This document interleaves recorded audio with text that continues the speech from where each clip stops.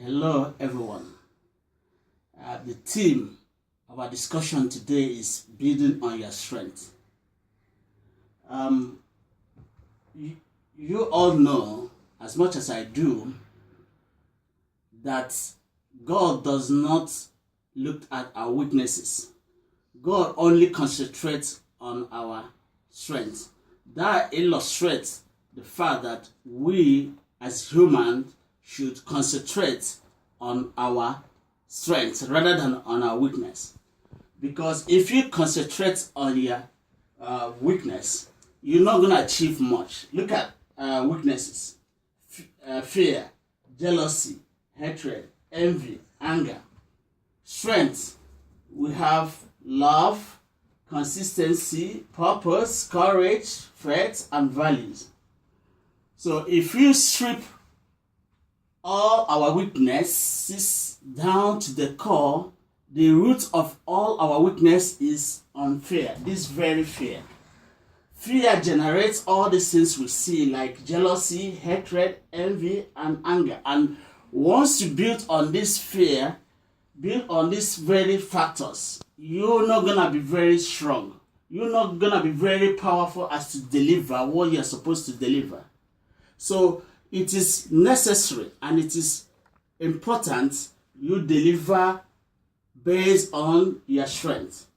Like I said, God does not look at our weaknesses. He looks at our strength. So you should look at the strength of somebody you are staying with, somebody you are dealing with, or somebody you are working with, rather than looking at the weaknesses. Because if you look at the weaknesses, you end up not generating any positive thing.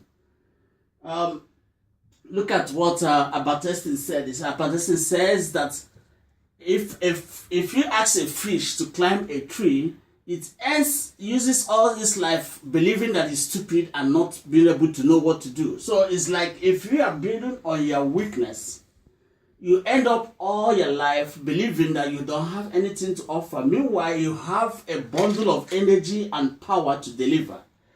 Look at some people believe that they don't have enough or can't do enough, but they don't know that they have little thing. Anything, even if something that is little, if you sow it, plant it, it becomes big. So some of us feel what we do every day does not matter, or what God has given us does not matter, and we feel it's very small. But you forgot that the tiny aspect of things are the things that make things grow, are the things that make things blossom and become big. Look at a situation where if you cast your eye to the sea, to the oceans, throw a tiny pebble or a stone on the ocean, you see the ripple effect. But it will surprise you that this ripple effect will go to the extent of rocking the huge ocean. So when you say you don't have anything, you are not doing the right thing. You are believing you don't have anything. But the tiny thing you have, the little impact you make, can generate a big action that nobody can believe it. Just as I'm making this video, it might be very small, but I believe strongly that when it expands and has a ripple effect, it can change a lot of people, because a lot of people are waiting to get this information to trigger their own action. So that's why it is necessary that I have to reflect this and say what I'm saying today. So the extent of what I'm saying is that if you build on weaknesses, anger, fear, and jealousy, it makes something very poor. It makes you not to shine. But if you build on the strength, you become powerful, because building on the weakness makes you to waste a lot of your time in life.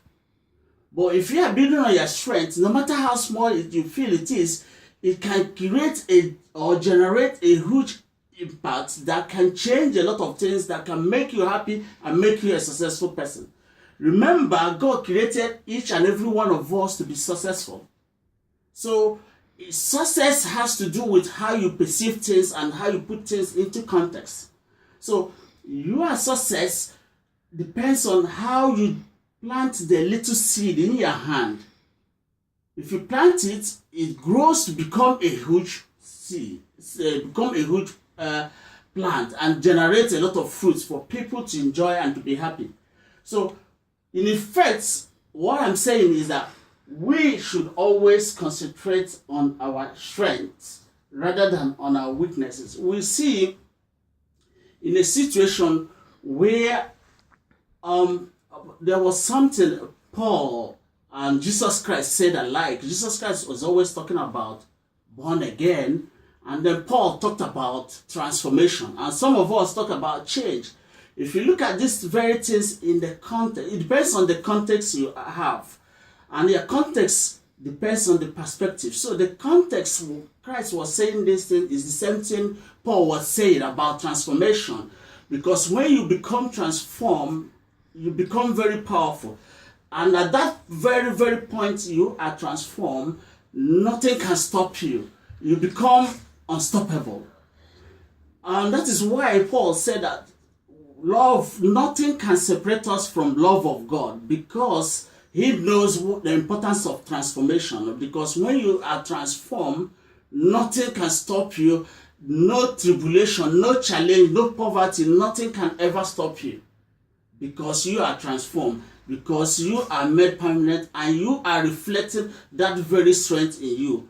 So what I'm telling you today is very, very important, because unless you understand these facts, you cannot bring your action into reality. You cannot bring your action into life. It is only when you understand these principles, then you can call your action into life. Because if you don't call it into life, you are making a great mistake. This is the area that is not negotiable. You must have to reflect the light in you. If you don't reflect the light in you, no matter how tiny it is, you cannot bring something into action. So to summarize what I'm saying today, I'm saying that we have to build on our strengths rather than on our weaknesses, because building on our weaknesses make us to spend the whole time of our life not achieving anything, because your weakness can only lead you to fear, jealousy, hatred, envy, and anger. But strength can make you to be powerful through love, consistency, purpose, courage, and faith and values. These are the topics that are very, very important. So I advise you today, build on your strengths. Don't focus on your weakness. Focus on your strength. Thank you.